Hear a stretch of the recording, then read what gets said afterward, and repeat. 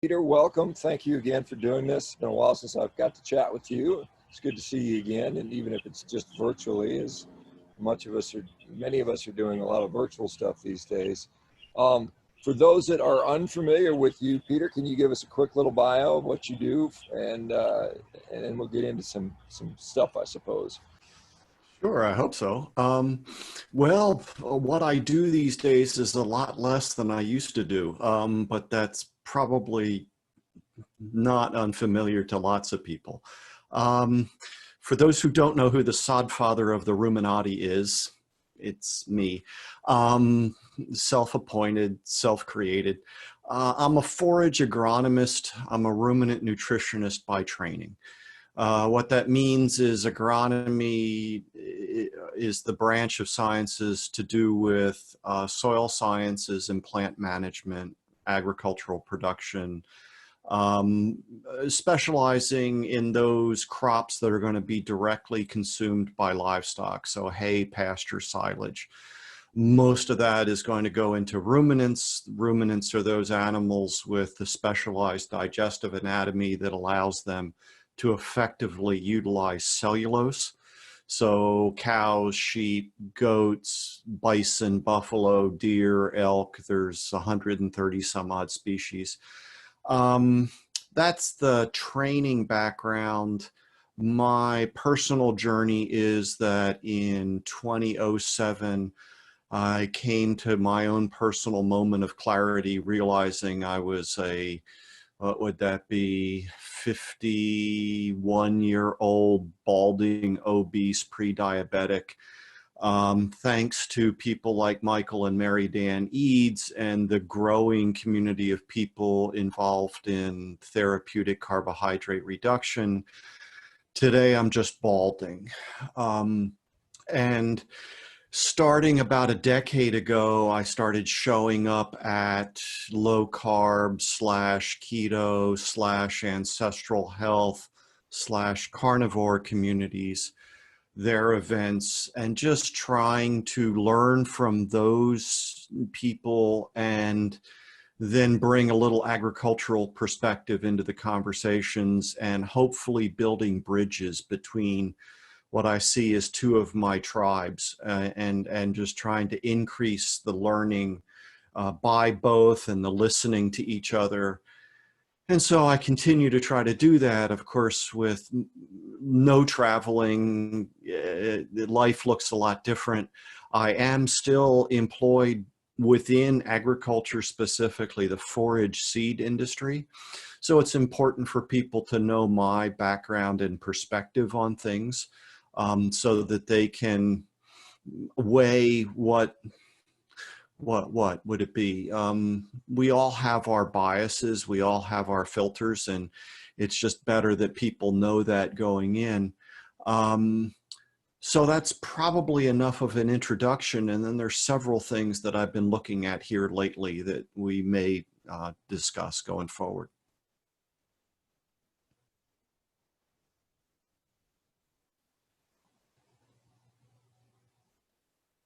Is Sean muted?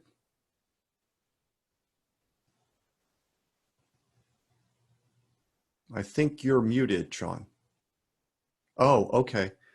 All right, so I should just keep going until we get things sorted. One of the arguments against a restricted carbohydrate is, or therapeutic carbohydrate reduction, is that it typically means that we're going to be eating diets that are higher in animal source food.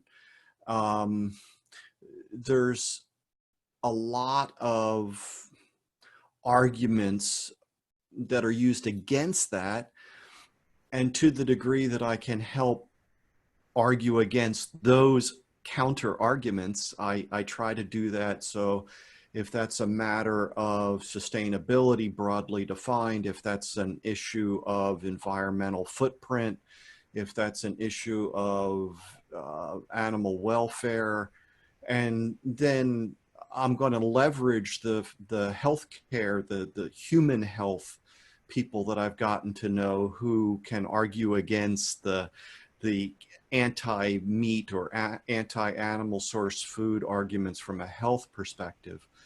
I do try to do that. And then lately I've been digging into just how sloppy we've been in terms of protein. So those are things that we could talk about. Yeah, Peter, I'd love to hear some of the new stuff because I've obviously presented with you and heard a lot of your talks in the past, and they're wonderful talks. It's always nice to see where things evolve. So what?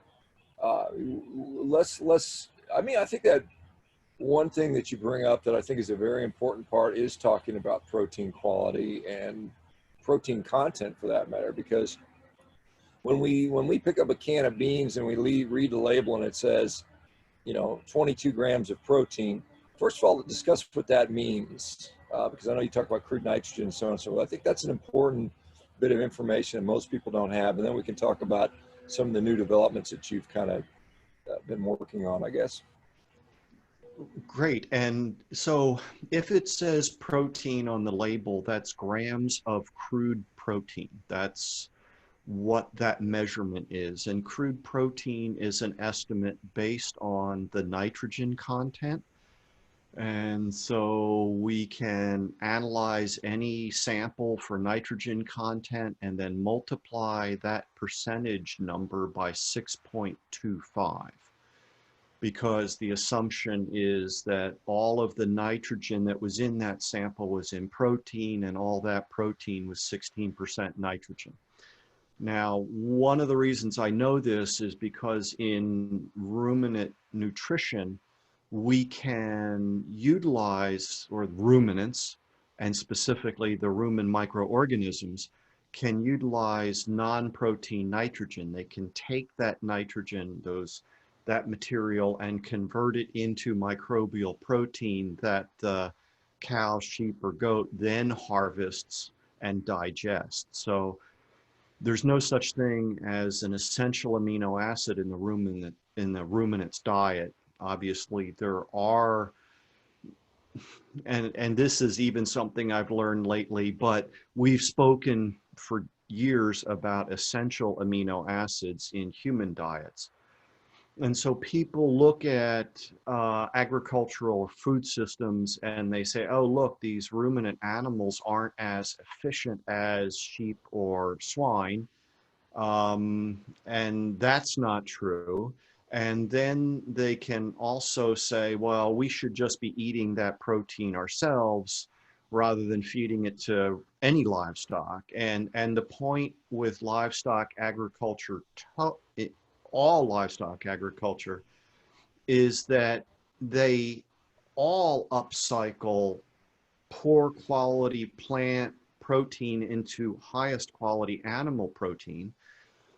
But ruminants are particularly effective at it because of this creation effect that they have of taking non-protein nitrogen and in making highest quality animal source protein out of it. So, for example, plants are always going to have a higher proportion of non-protein nitrogen to true protein within this broad crude protein classification. And the nature of the organisms, ruminants can make best use of that.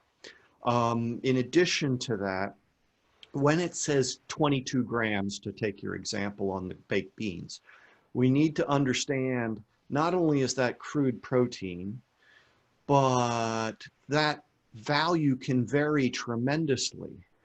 So for example, I've come across data recently based on almost 6,000 samples of soybeans, where the value was plus or minus 20% around that 39% crude protein figure.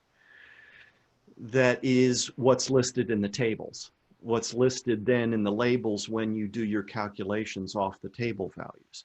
So now you've got this tremendous variability in plant source foods as a class. You don't get that in animal source foods. The animals do a good job of standardizing, if you will, the values. So that's another thing to keep in mind. And then if you go a little further, you see that the nutritive value of the protein from animal source foods is far higher than the nutritive value of the protein from plant source foods. And there's more details we could go into that. But unfortunately, in a lot of the conversations, plant source and animal source foods have been treated as if they're equivalent. So we talk about grams and grams when we look globally at, for example, the protein supply for humanity's diet globally. They list plant source and animal source as if they're equivalent, and they don't make it real clear that we're talking about crude protein. Yeah. So what, when you say like plants have nitrogen not formed not in the form of actual amino acids, which when we're saying when we're talking about protein, what is the nitrogen bound to? Is it what kind of, is it just a, you know, obviously there's atmospheric nitrogen, but you've got these various things. And so just to make myself clear, do animals have non-protein nitrogen in their tissue to any significant degree, and how much is the difference between the two, if there is? Well, so first of all, you could think of nitrate as an example of a nitrogenous compound in plants. And it would show up for the nitrogen content and be converted into crude protein, but it's not. In animals, you can have peptides or other materials, you could have things like choline show up. And clearly we are going to get nutritive value out of that. Whereas we wouldn't get nutritive value out of the nitrate. There's a bigger story with that we could talk about. But in terms of the plant materials that make up non-protein nitrogen, they are greater as a class than you would find in animal source foods, and they are less in nutritive value than the ones that you would find in animal source foods. Okay, one other thing you've talked about, Peter, and I think, and it's actually clued me onto this, is that we talk about sustainability, and we often point to sustainability in terms of how many calories can we get on an acre of land, you know, and then what are the resources that go into that, which is a really sort of reductionist argument. It doesn't take into account actual nutrition, because nutrition, as we know, is far more about, you know, it's far more than just calories. I mean, calories are, you know, one of the problems is we eat too many calories and we don't eat enough nutrition. And so when we start comparing, you know, animal source food versus, you know, let's say wheat and rice and corn, which is, you know, a majority of what humans tend to eat, soybeans you can add in there, I guess now. How do we make those comparisons in an environmental view? Because a lot of people are talking about, you know, grams of calories or amount of calories per environmental cost. Yeah, so that is a good way to put it. I've frequently heard people refer to the trophic level, so that, you know, you go from plants to animals and you lose, you know, 10 or some percent of the calories. And what that argument ignores is, could we have used those calories? In other words, there's a certain amount of energy that's produced per acre in cellulose. We can't access directly that energy.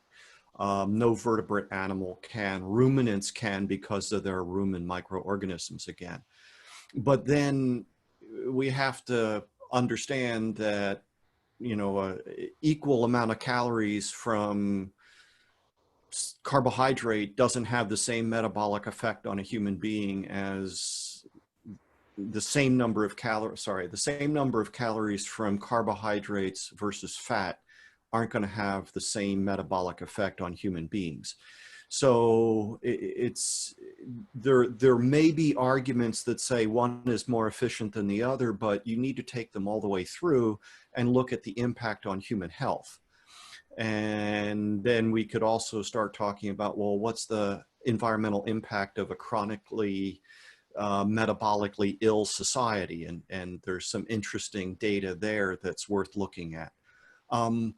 It's also important to point out that when we have these rules of thumb that say there's 4 kilocalories per gram of carbohydrate or protein versus 9 for fat, those are generalizations themselves.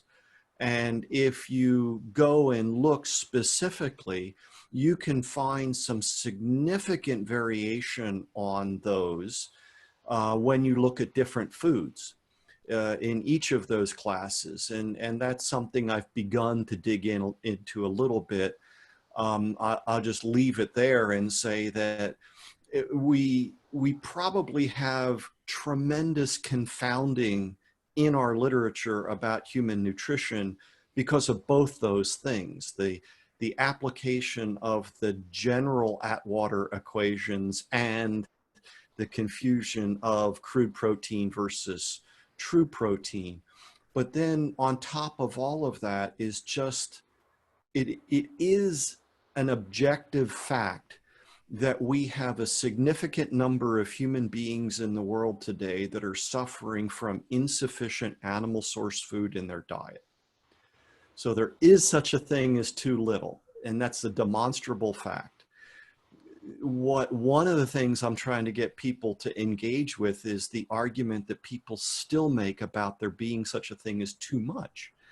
And again, I think that there's lots of background to that we could have, but when you're looking at, I think the RDA for protein has been for a long time 0.8 grams per kilogram of body weight, and people treat that as if it's a target when in fact it's a minimum, and it's defined as being a reference protein, which is itself defined as being animal source food, not plant source food. And then you have other researchers who are saying, well, it probably ought to be at least 1.2 to 1.6 grams per kilogram of body weight. And then you could look at the acceptable macronutrient, distribution range of 10 to 30 some percent of calories.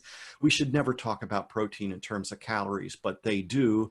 And when you look at that, and that's still beneath what's considered the tolerable upper limit, which some have set at 3.5 grams per kilogram of body weight, which if you're a 70 kilogram individual is like a kilo of cooked meat a day.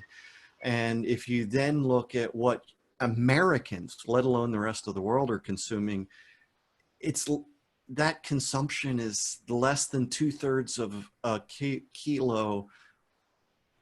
No, yes, 2/3 of a kilo per day of meat, all classification.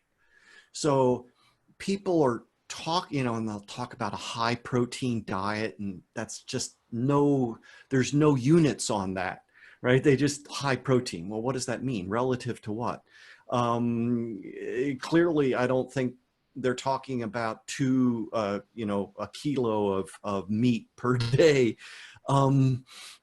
And so yet that would be a safe intake level per, citable, references. So we have all these conversations that just really confound and conflate issues. I've really probably gone too far away from the question you asked, so I'll stop now and you can bring me back to it if you'd like. Yeah, Peter, I mean, some of the stuff you talk about the differential calculations on how many calories different macronutrients yield, like Barry Groves has done a nice analysis on that in some of his talks from several years ago. So, if I don't know if you've seen his work, that's interesting. The 1.2 to 1.6, I think Don Layman is one of the ones that recommends that. I've seen him recommend that as kind of a normal range for human consumption rather than the 0.8. And then, the 1 kilo of meat per day, that's pretty routine around this audience, as you probably are aware. That's not out of the question for many of us here. So yeah, and you you read those references and they say for well-adapted, healthy individuals, which strike me as weasel wording, right? They're just putting that in there. So it's that tolerable upper limit is undoubtedly below whatever. So you see this tremendous range in acceptable protein intake. So all of those arguments should just be put off to the side about too high a level of intake. And so then what are people worried about it? Are they worried about the environmental? Are they still worried about the fat, the natural animal fats and cholesterol that come along with those plant foods? I suspect that that's probably behind a lot of it. So they haven't onboarded that information yet. And yeah. Yeah, I think, well, I mean, one other point that Stephen makes is about the fact that when we talk about yield per acre, where there's a big difference between marginal land, which is grazing land the cattle are on, versus agricultural land, which obviously, you know, you would get 0 calories per acre if you had to farm that out to, you know, trying to produce plant source food on rangeland. So I mean, it's not even apples to apples comparison. Correct. Maybe I don't know. Maybe you could grow some apple trees. I don't know. But I think general. No, I don't think so. You know, we've got so little of the world's dry land surface that's suitable for the production of arable crops, including fruits and vegetables. And we've got so much of the land's surface that is suitable for, or it's only suitable for the production of food via ruminant animal agricultural systems. And I really have come to dislike the either or arguments as if you have to choose between the two, because the fact is animal agriculture is integrated into all agriculture. And so if you take a more global perspective, you realize over half of the world's farmers are dependent on livestock for draft energy. So those animals are primarily ruminants. A lot of cattle get used as, you know, traction devices, if you will, to pull plows or to haul crops to market or what have you. Over half of the world's fertilizer for growing crops comes from manure. A large percentage of that comes from ruminant animals. And then we have a significant percentage of humanity that's still cooking on dung. That needs to change. One, for health benefits, right? Because there's a lot of particulate matter that's released into those environments where it creates respiratory disease. But on top of that, when you burn dung, you lose that nutritive value as fertilizer. So we have a lot of these sort of complications, but even in high-income countries like the United States, when you produce fruits and vegetables, you produce a heck of a lot of waste. Well, that waste gets fed to livestock to be upcycled into, again, highest quality animal source foods for our consumption and enjoyment. And so if you didn't do that, you'd have to dispose of that material. It would increase the cost of the products going to market. And so, again, we live in a world where people want to devolve to either or arguments, and it's not that simple. And we need to maybe be aware of some of these other issues so that we can say, well, you know, have you thought about this? Hey, Peter, over the last, certainly a few years since I've been paying attention to this, and I'm sure you're probably aware of this as well. You know, when we go back to, let's say, Livestock's Long Shadow, that FAO report, which really it came out nearly 15 years ago. I mean, that's a relatively old study. It's 2006. A lot of you know, new sources of methane which are being leaked. You know, that when that occurs, you know, we've seen all these new sources of methane that are out there that dilutes the numbers that livestock's long shadow would have when we're talking about overall greenhouse gas contributions, which, that argument is more nuanced than a lot of people make it out to. But have you seen, uh, speaking of, the forage, we're seeing a lot more studies or a lot more ranchers practicing agriculture in a way where they are carbon neutral, if not carbon negative. Have you noticed an increased amount of research that supports the statement that the animals can offset carbon to a significant degree, more so than was initially claimed by the industries? Well, yeah, so let me take a couple of those issues. Number one, yes, livestock's long shadow. Um, it's remarkable how it's still cited despite the fact that the original authors, when some issues with their methodology was pointed out, they acknowledged those changes and then came with different answers. But yet we have to acknowledge that there's a strain of human beings in the world that are apocalypticists, and that's their thing. And so they promote these disaster scenarios. Number two, we learn more as we go along. And so in many ways, the conversation has been between people that frankly make up stuff and are good at promoting that information against people who want to speak from data and on some scientific background. So the one side has no lag, the other is constantly playing catch up. Over the years, though, I think more and more evidence has been emerging to reinforce what a lot of people were already engaged in. So my background is that I've known of people for decades who have been working in, and now you have many different names for the same thing, but I'll just call it improved forage management, especially when it comes to pasture management.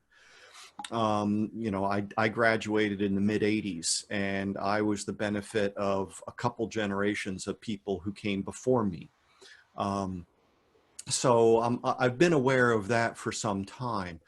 Again, the carbon issue is relatively new, so people take a while to catch up from a research perspective. I think the biggest thing for people to understand is that when we're talking about methane that's burped out of a ruminant, we're talking about a cycling of carbon. And so CO2 from the atmosphere being fixed via photosynthesis into plant matter, carbohydrate. That carbohydrate being ingested, but not all of it, because you've got above and below ground portions of a grass plant, for example, and most of these plants that we utilize are perennials rather than annuals, and they don't require frequent cultivation of the soil. So you have this root mass that's formed and maintained. That's carbon in the soil, in the way of organic matter. But then whatever portion of the above ground part of that crop is eaten, some part of that might get burped out, not all of it, some of it. That methane is then oxidized back to CO2 within about 10 years. So it's this relatively rapid cycling of CO2, not an enrichment of CO2. Whereas the combustion of fossil fuels used to grow crops or process those crops represents an enrichment of CO2 in the atmosphere. And if we're burning natural gas, for example, that's going to represent an enrichment, and then we have methane leaks from those systems, and that represents an enrichment because that didn't come from the photosynthesis ruminant atmosphere cycle. So they're very different things. We also have to make sure that you're talking about livestock in the United States being 4% of anthropogenic greenhouse gas emissions in the US versus globally, it's like 14.5%. So people want to apply global figures to, US figures. They want to apply all that 14.5% to cattle, when in fact it's more like something like 8% or something like that. In the US, it's less than 2%. So people play lots of games with the numbers, but we are learning more about the numbers. And the one study I can think of off the top of my head right now looked at an adaptive grazing management system. It's in the upper Midwest. They did it on previous crop ground that they had returned to pasture. And what they basically came to is that if you compared a grass finishing to a feedlot finishing system, there were more emissions from the grass finishing phase, which would not be surprising given the biology. But the carbon that was sequestered during that phase was more than enough to offset those emissions. And if you then start thinking about, okay, how about the entire life cycle of from cow calf through finishing, we're pretty close now to imagining at least carbon neutral. And I would argue we're probably, when we learn enough, going to say we're carbon negative across the entire production system. And then I would say, okay, we have not yet begun to adequately examine, like I mentioned before, the impact, the carbon footprint, if you will, of the pharmaceutical industry. And so we have enough sort of look into that now that I have one quote that I use frequently that says, if the average type 2 diabetic in the United States were able to eliminate their medication use, they would reduce their carbon footprint 29% more than if they went from a meat heavy to a vegan diet. So if there were only some way, what might that possibly be? Could we possibly imagine type 2 diabetics getting off their medication? Yeah, right, exactly. So I think that when we put all these pieces together, we begin to see that that argument's going to go away. And they'll just find another one, right? They have all the way along. Please keep in mind that one of the referenced texts in the dietary goals back in the late 70s was Diet for a Small Planet, Frances Moore Lepay's vegan book. It was a reference, and she was wrong. And it's known to be wrong. And it continues to be wrong, yet she's still listened to. So again, we just have to be prepared with information, because they're just going to continue to throw stuff out to justify. Hey, Peter, let me, Burger King recently came out with an announcement. They're going to be you laughed at that. They're going to help save the planet. They're more environmentally friendly. They obviously point to methane being the big criminal, which, as you and I know, is probably more nuanced than that, given its half-life. But there's talk about, and I've seen this before with, and being a feed specialist, feeding these cows diets that cut back on methane production. I know they're talking about lemongrass. I've seen red algae being proposed from Australian researchers. Is that the way to do this, to solve this problem, if indeed it even is a problem, or would we do better just doing more carbon sequestration through grazing management, or are both of those good ideas, or is it just kind of lip service to feed these cows lemongrass, or is it going to make a big difference? Everything needs to be looked at. Hopefully, what happens as we look at these various management possibilities is that we see improved efficiency. Because part of what methane represents is a loss of feed energy to the ruminant. So anything that we can do to improve the productive efficiency ends up impacting lots of issues. So for example, right now, I think Brazil is only achieving half of what its production capability is with the animals that they currently have. I'm not talking about increased pasture carrying capacity or any of that.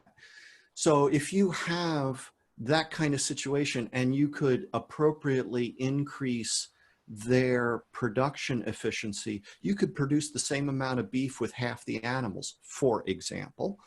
Well, that would represent a dramatic reduction in the environmental impact. And we have done that in the North American, European management systems.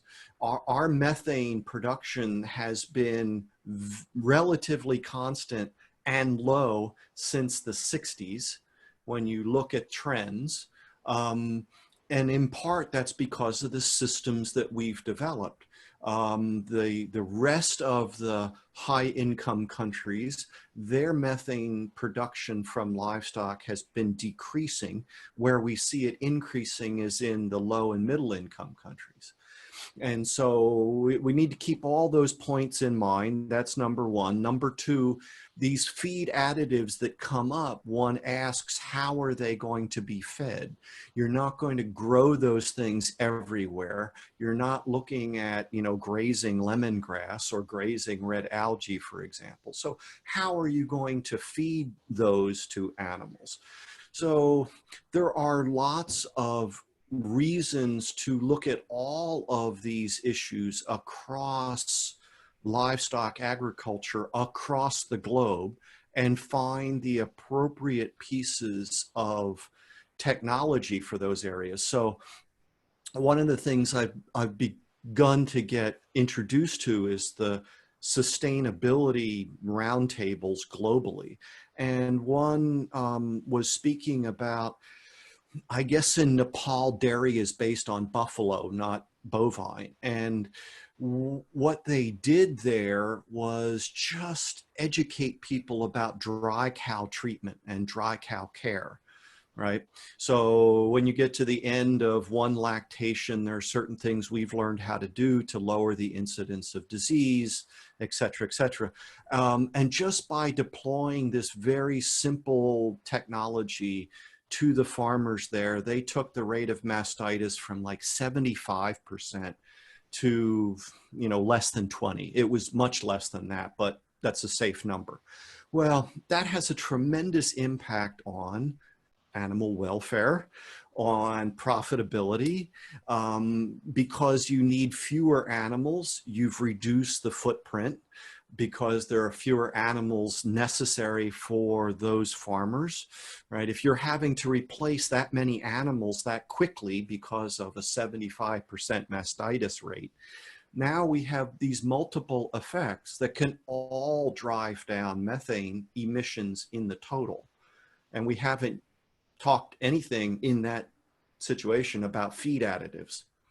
And part of my suspicion is I look back over the history of human nutrition, and I keep seeing how we get sidetracked by these various paradoxes. And so Mediterranean paradox benefits the olive oil industry, and the French paradox benefits the wine industry, and the Swiss paradox benefits the chocolate industry, and the Greenland paradox benefits the fish oil industry, right? Maybe, just maybe, there's a bigger picture here, and to coin a phrase, just eat meat, right? Maybe that's what people need to eat, and forget all these supplements and forget all these specialty products. Go to the supermarket, buy what's affordable, buy what's available, buy what you like or is appropriate to your background and experience and enjoy that and don't eat this other stuff. And oh, by the way, one thing I haven't mentioned, and it really kind of made my brain go boom. Cereals as a component of the human diet, it provides more protein, again, crude protein, for humanity's diet than all animal source foods combined. And within cereals, wheat is the biggest portion at about 20% of humanity's crude protein. Okay, that's bigger than any one single animal source food component. So then you start looking with a more nuanced protein quality designation like DIAS. And even for an adult, the DIAS value for wheat is somewhere in the 50s, where almost all animal source foods are well above 100. You make whole wheat bread out of that, and you drive that 50 to 20. You make a breakfast cereal, corn-based, but including wheat out of that, and the DIAS value is 1. And now you start thinking, okay, we're counting all that protein from plant sources in this total of humanity's diet. And it's essentially ignorable when we talk about human health and flourishing. And again, I mentioned it earlier, the evidence of harm in humanity from lack of animal source food is that 1/4 of children under the age of 5 are stunted. And that's not just stature, that's cognitive ability. And that cognitive decrement is lifetime. And so then you have people looking at sustainable development saying that degree of stunting in sub-Saharan Africa is like an 11% drag on potential GDP, let alone when we look at the cost of obesity-related illness, direct and indirect, in the United States alone being $1.7 trillion. So anybody that wants to talk about sustainability that doesn't look at economic, societal, as well as environmental, isn't really talking about sustainability. And anyone who's talking about an environmental impact that, and we haven't really, we're really struggling. I mean, this is a big, complicated thing. How do you do it? But clearly, it's only prosperous societies that can afford to worry about conservation, right? It's not subsistence level agriculture based societies that are able to worry about setting aside fence rows for wildlife, right? It's like, and in fact, wildlife is a food source in many parts of the world. So if you want to, I mean, significant food source. And so if you want to talk about conservation of wildlife, okay, how do you improve the availability of the, the foods that people will get one way or another? Yeah, Peter, and just somebody was questioning DIAS. I think it's a dietary indispensable amino acid score, but that replaced the PDCAS, which was another older way to look at protein quality, where animal, the PDCAS showed animal products were much better in essential amino acids or indispensable amino acids relative to plants. And then with the DIAS, they looked at ileal output rather than stuff that's going on in the colon, because the microbiome must kind of altered that. And so we have a real impact on what humans are absorbing. So, so when you say a DIAS value that goes from 50 to 1 is like almost no usable protein at all. And that's interesting to see that. So I know there's a clarification on that. Yeah. Do you see, because we hear about, Ethan Brown, Patrick Brown, the Beyond Meat and the Impossible Foods guys, animal agriculture is going to be a thing of the history by 2030 or 2035. They plan to replace all of that. I think it's an ambitious goal, which I don't think I have my doubts on that, because I think enough people, hopefully enough people push back on that. But what is, as you well, and again, granted it is limited now with the COVID-19 stuff, but as you go around and visit with animal agriculture folks, is there some degree of pessimism, skepticism? Are they confident that we can bet on beef? I mean, if we look at the world projected numbers, particularly as China grows in wealth, Africa grows in wealth, is that going to all go to fake meat, or are we going to see continued production of traditional, or at least, animals on the ground eating grass?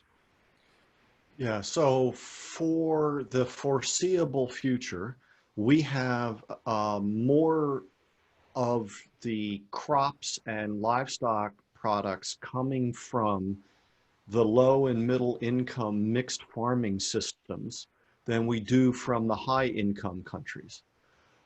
So whatever bizarre notions can be entertained in wealthy countries, the reality is the majority of humanity doesn't live there. Now, how what we entertain influences them is again something that needs to be part of the conversation. Why should these people be allowed to act like eco-imperialists and go out and control what our brothers and sisters are allowed to do in other parts of the world? It's a very dark thing. Number two is, a lot of these things are aimed at the wealthy, and they're going to continue to buy their meat. But the impact on lower socioeconomic people should be part of the conversation as well. And so if they're allowed to influence policy, and that would include food security, for example, I could see some nonsense where, well, we won't subsidize meat consumption, but we will subsidize the consumption of these faux products. Number two or three at this point, I think there's been some interesting market feedback for some of these products. And so I think the business models are undergoing some serious reevaluation. For example, one of the products is based on pea protein isolate.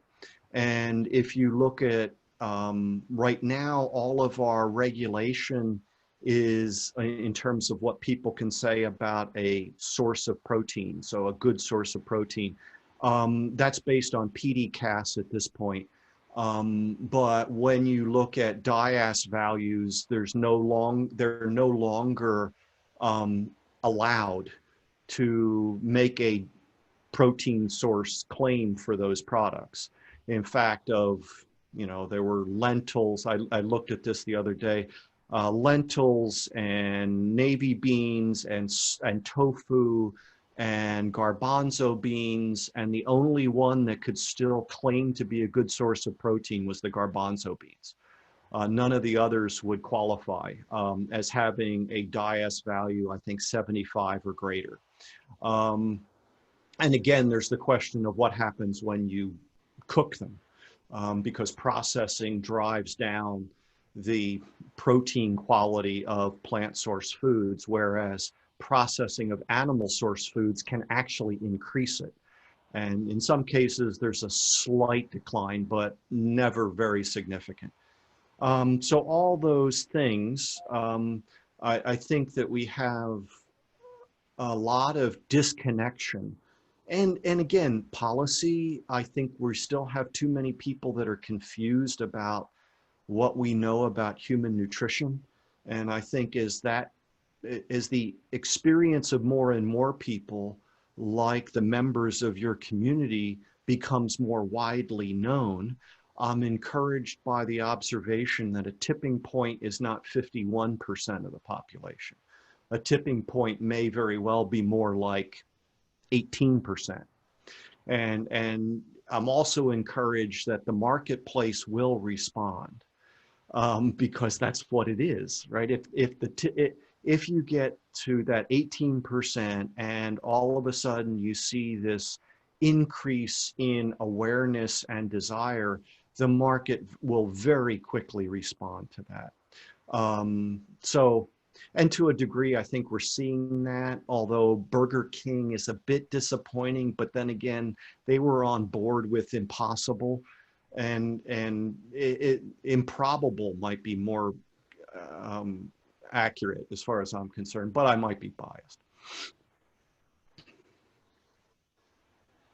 What are you hopeful for anything? I mean, I see that there's some literature. Well, one thing that obviously you and I are both preaching about metabolic health. We've been doing this for a while. We're going through a pandemic where we see people most at risk seem to be either the extremely elderly or those that that have some degree of metabolic dysfunction, whether it's obesity or hyperglycemia or any of the things that go with that. Are you a little disappointed that we have not sort of ramped up our discussion on that in the efforts to combat this? I mean, it's all about wearing a mask, whereas many of us are frustrated that we don't have a huge message to cut out processed food. I mean, I don't know that even if you're a vegan, I don't know that you support processed food eating. And so, have you been frustrated by that at all? Well, to a degree, but I'm also aware that we live in a time where there's a significant number of people who cannot hear what you're saying if they hear words that mean something to them, and that's not the way you use them.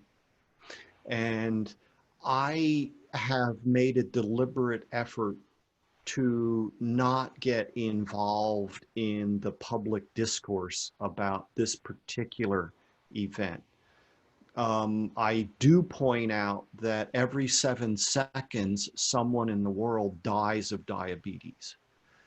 Now, early on when I published that, there was some blowback from people who said, well, how dare you compare that to the other when everyone knows how to avoid diabetes?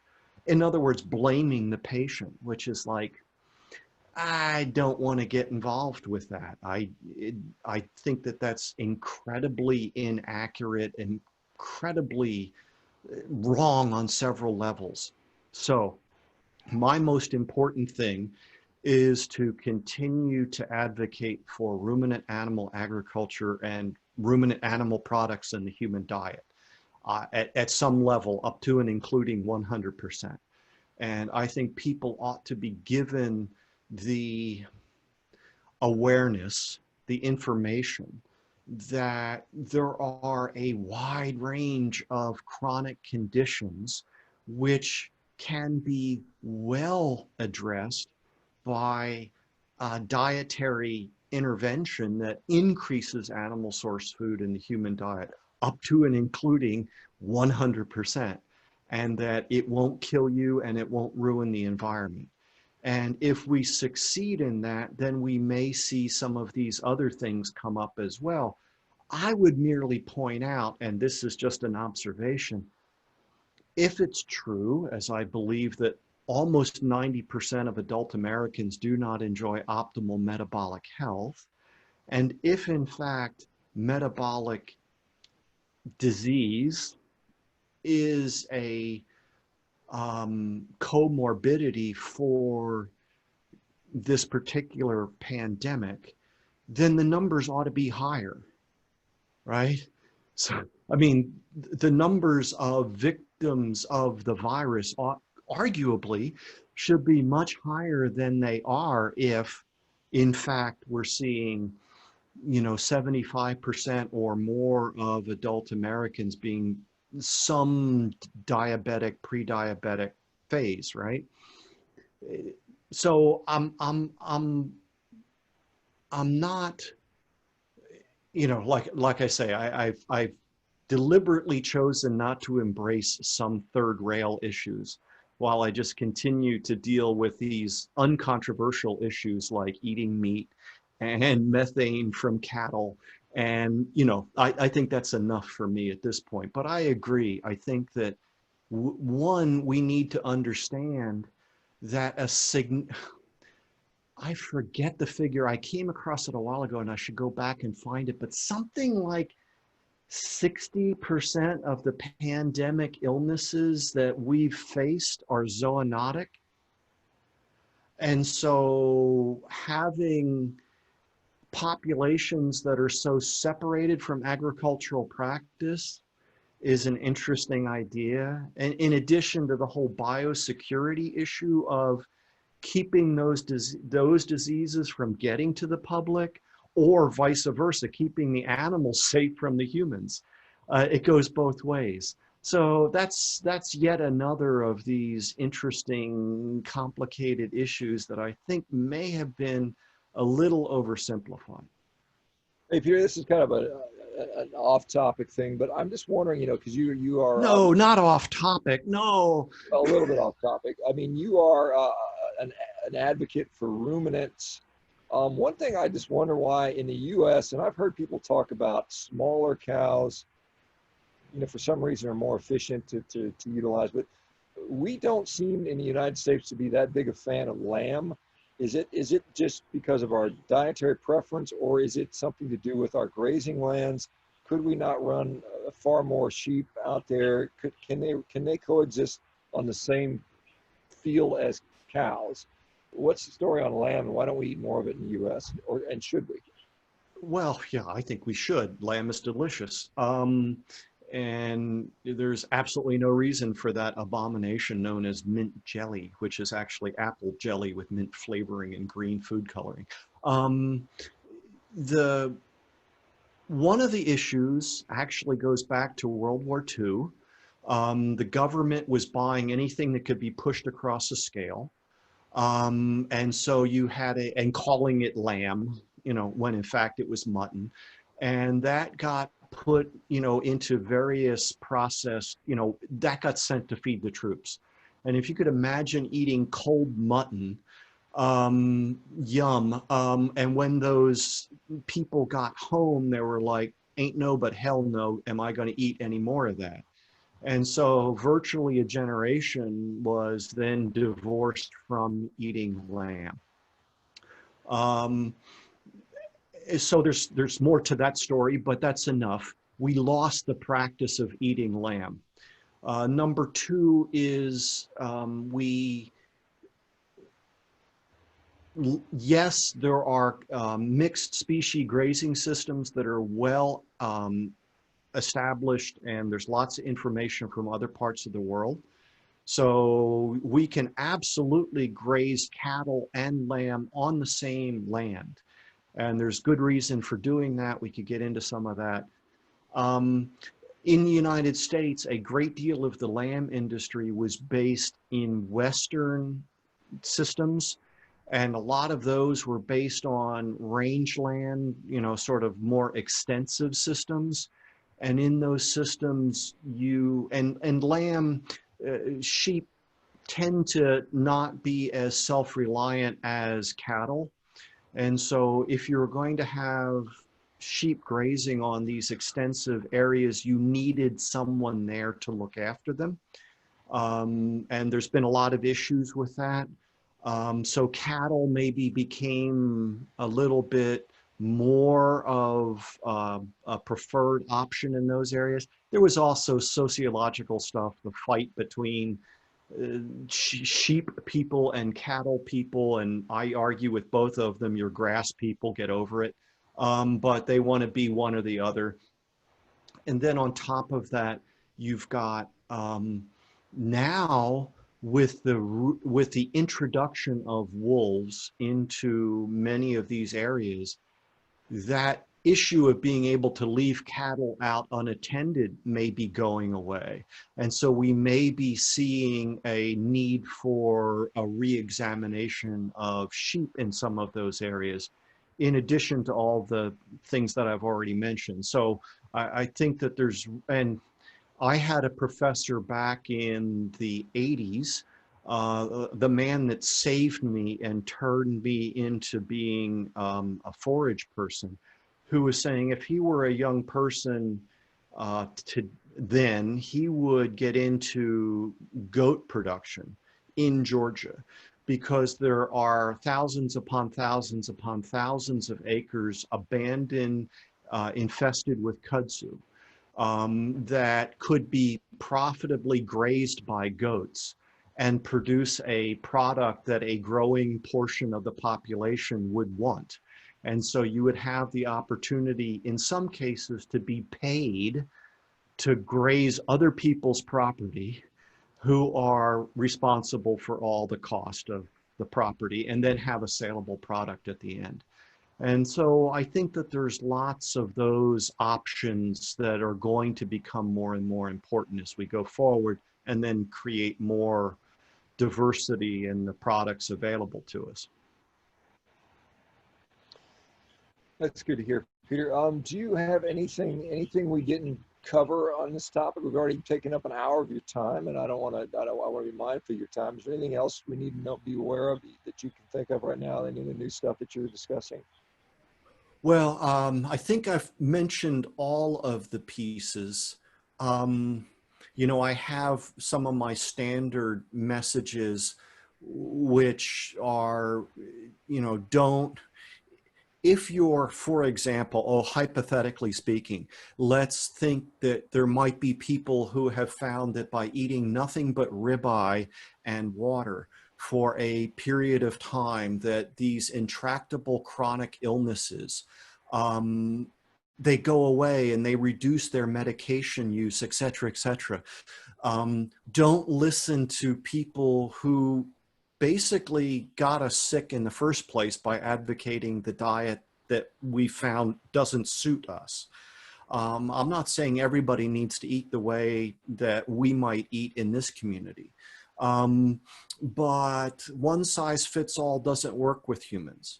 And the idea that we've made ourselves healthy and reduced medication use and all of that has an environmental benefit that we've not yet begun to look at.